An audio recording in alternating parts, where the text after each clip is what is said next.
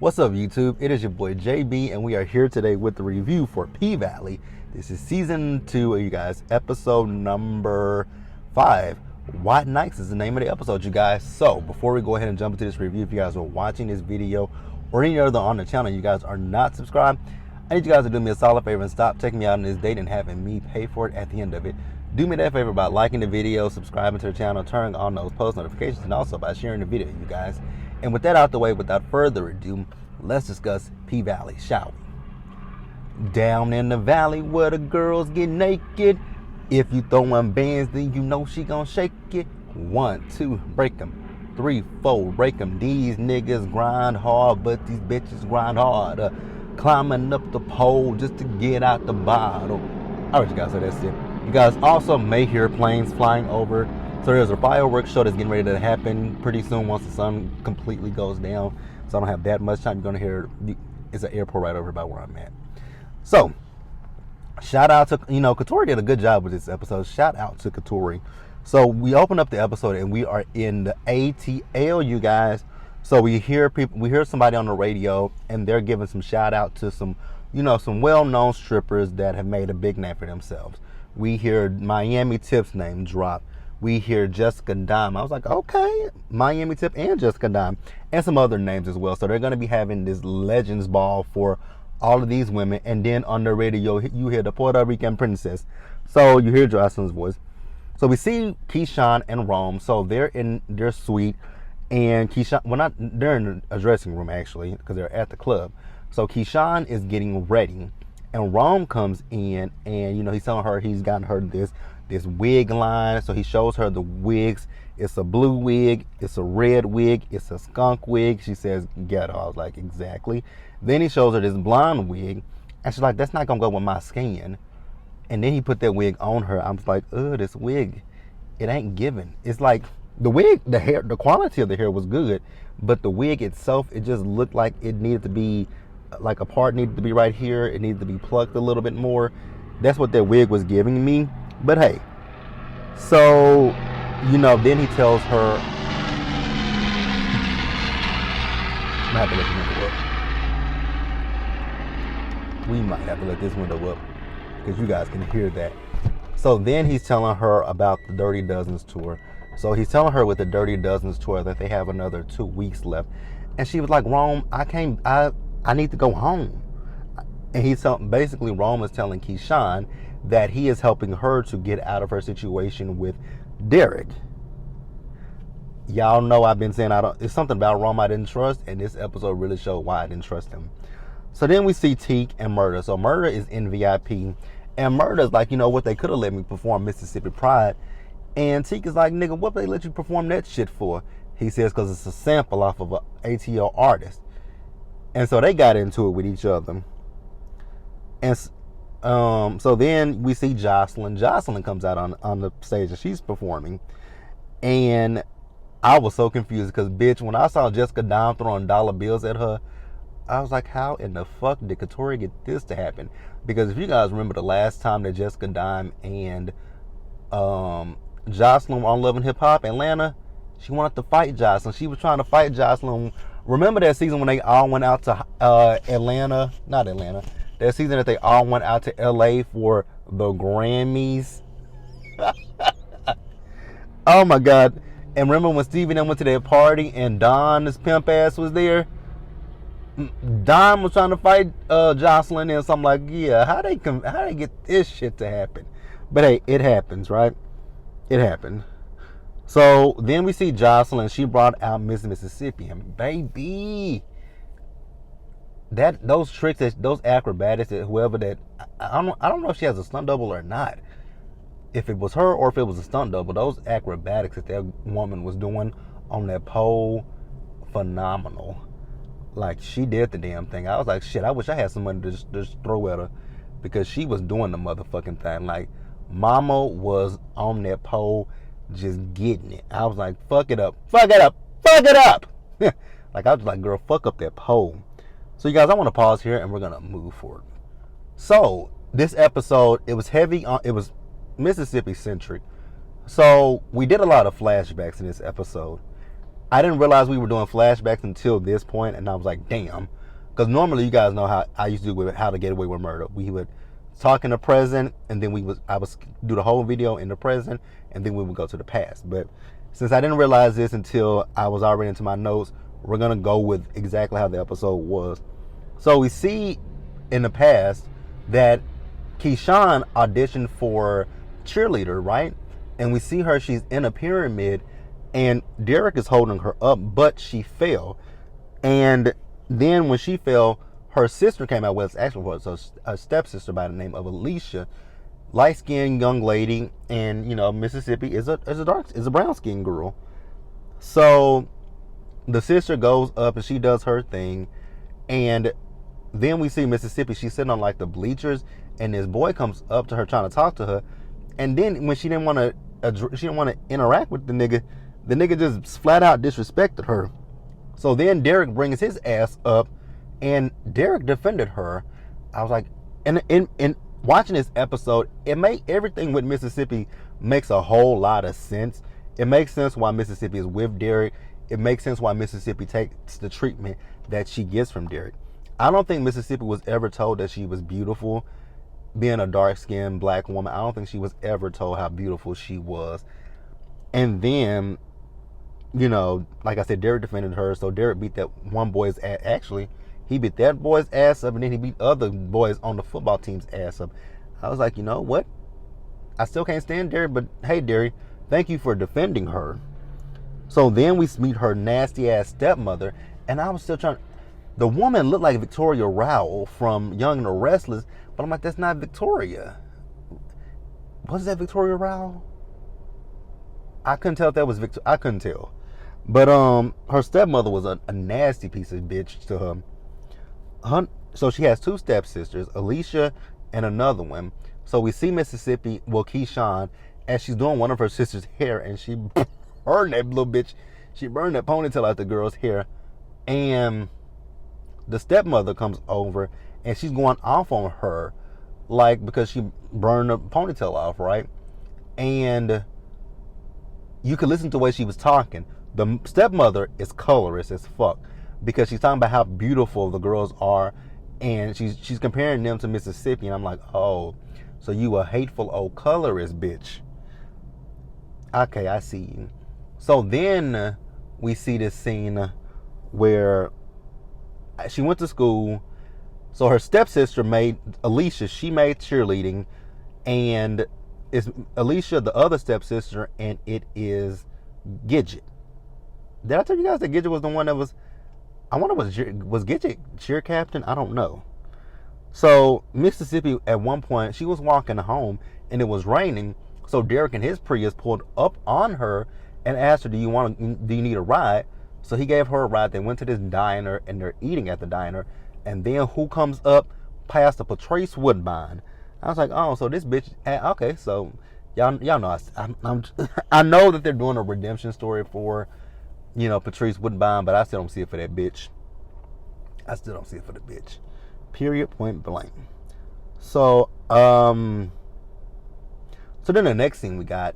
So the sister Alicia. So there's this ball that they're having. And the boys have been asking her out, Alicia. She's turning them down left and right. And one of the sisters says something to her. So then this leads them, they ask their mother about how she got with her husband, which is Keyshawn's dad. So she's talking about, obviously she was a flight attendant. So she served him a drink, she says, right? And Mississippi was like, you actually served his wife a drink first before you served him. She said, what did you say? She said, well, you told the story wrong, so I just want to tell you that. So she says, she went to the kitchen table, grabbed some food, and threw it right at Keyshawn. Baby, that woman would have got her ass whooped that night, because she told her, you got the right fucking one. I would have told that bitch, you got the right motherfucker. You throw something else at me, bitch. It's gonna be me, my foot, and your ass having a conversation. So the woman is a homewrecker, but she don't want to own up to being a homewrecker. I mean, who would? So Mississippi threw something at her. She told her to go to her room, Also, while we watching this episode, Uncle Clifford, she's narrating. Well, Uncle Clifford, her pronouns. She and her, I think Uncle Clifford's pronouns are she, hers, she and hers, and also his and his. He and his, I think. Because sometimes Uncle Clifford do go by, but that's neither here nor there. So then we go back to the present day, and we see Mississippi. She's with, Jessica Dime, Miami Tip. They all giving her, congratulating her. And they're also telling her, what are they telling her? What are they telling her? Oh, she's telling her about to wear her wigs. And they're like, girl, we got you. We know how it is when you coming up. So then Jocelyn comes over and, she's like, should I be bound to you? She says, if you to about me, you can. So then, Jocelyn gives her card. She said, you want me to come dance for you? She said, you can come do whatever you want to do. But from one bitch to the next bitch, you can come and just talk to me. She was like, okay, cool. So I'm going to pause here, you guys, and we're going to move forward. So, you guys remember I was just telling you the ball that her stepsisters were getting ready to wanted to go to. Well, we see her stepsisters as they're dressed up with their dates. And her daddy is taking pictures of the girls, right? Then he going to sit there and say, Keyshawn, come take this picture of me and the girls. I was like, nigga, them ain't your daughters. That is your daughter. So then he stands in between the girls, and the one sister, Alicia, she's over here. She's on the right of him. Then he kisses her. I was like, oh, okay. I believe he's doing something inappropriate to that girl. I was like, okay, I get it. Inappropriateness. Because it was really inappropriate the way he kissed her. So then the stepmother says, Keyshawn, someone's here for you. So we see Derek, and Derek has one of those, like dry clean bags. And it's a dress in it. So we see Keyshawn, she and Derek, they're at the party. They're dancing. They're having a good time with each other. And then they were under a mistletoe. They were about to kiss, but then his mama came out and gave them a look, and they stopped.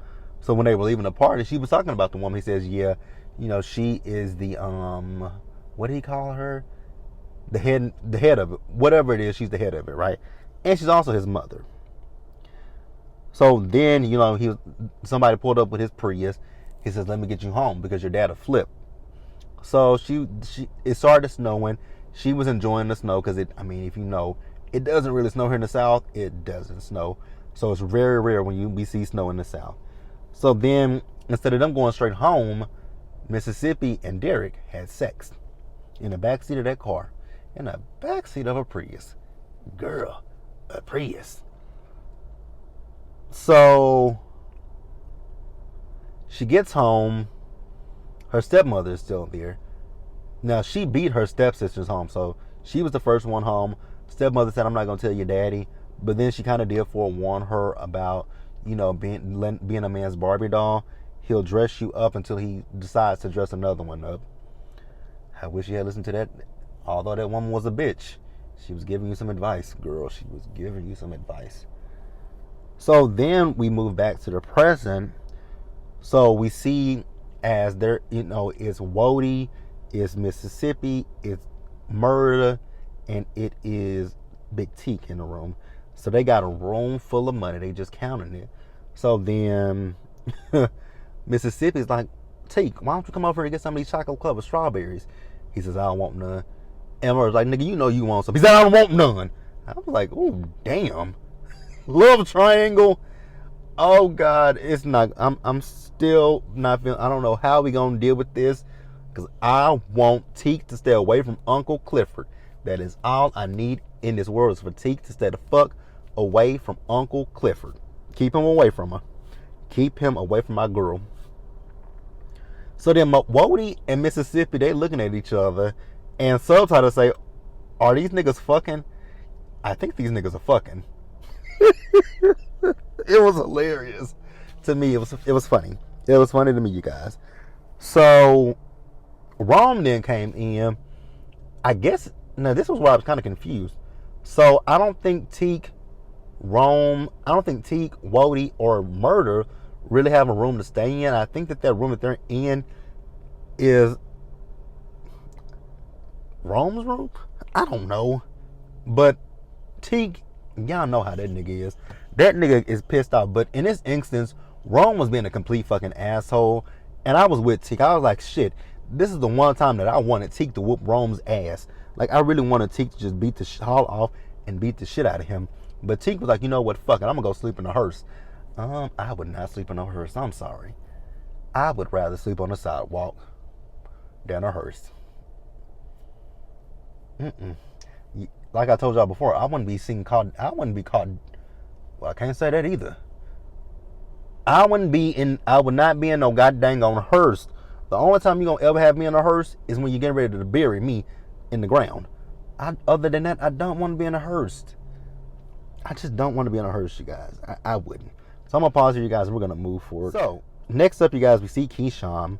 So this is the past. We see she's pregnant, and we see her and Derek together. Things are not good between she and Derek. She's 8 months pregnant. She's the only one that's working. He's not. I'm like, wait a minute, why he ain't working? So the house thing in now, I guess her daddy got it for her, and he says, you know, I made a mistake sticking my dick in you. I was like, well, damn. Tell her how you really feel, nigga. You a white nigga. So he said, you know, he should have listened to his mama, because his mama thought she was a gold digger. But you came to her, I mean, when you took her to the ball, you saw where she lived.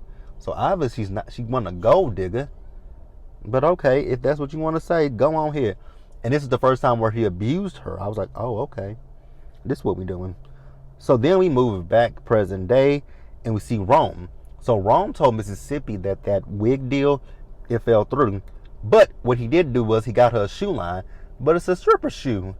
I was like, a stripper shoe? Like, you couldn't get a shoe dazzle deal? You got to get her a stripper shoe. Okay, cool. So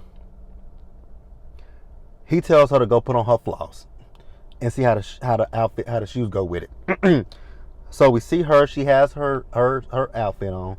Rome comes into the room where she is. I think she's in the bathroom, actually.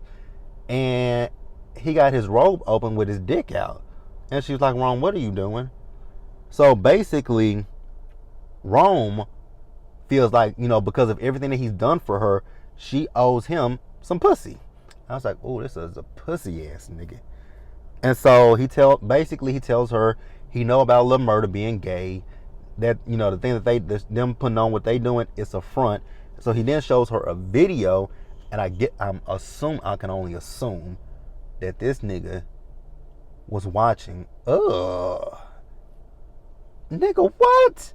I literally just thought about that as I said it out loud. Rome. Nigga, why was you watching Murda fuck Teak? Because that's obviously what it is. You saw Murda and Teak having sex, and you literally recorded it. What does that say about you? What does that say about you?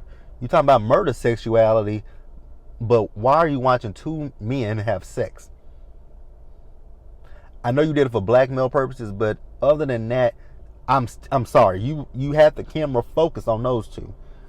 So then Rome tried to force himself onto her, and she fought him off, and she took off running. I was so happy for her. So I'm going to pause here, you guys, and we're going to wrap up the episode. So when we see her running down to Wodie's room, we also see her after Derek choked her out, she went back home to her daddy and her stepmother and her stepsisters. But they told her she couldn't come back in the house. I'm like, how do you... she's 8 months pregnant, and you can obviously tell that this girl is battered and bruised, but you turn her away. Her daddy ain't shit. Like, literally, her daddy ain't worth a lick of shit. So then we move back to the present day. So she's telling Wodie that Rome tried to her. I know what she meant. And she's talking about how she feels so stupid. And Wodie's like, nah, don't feel stupid.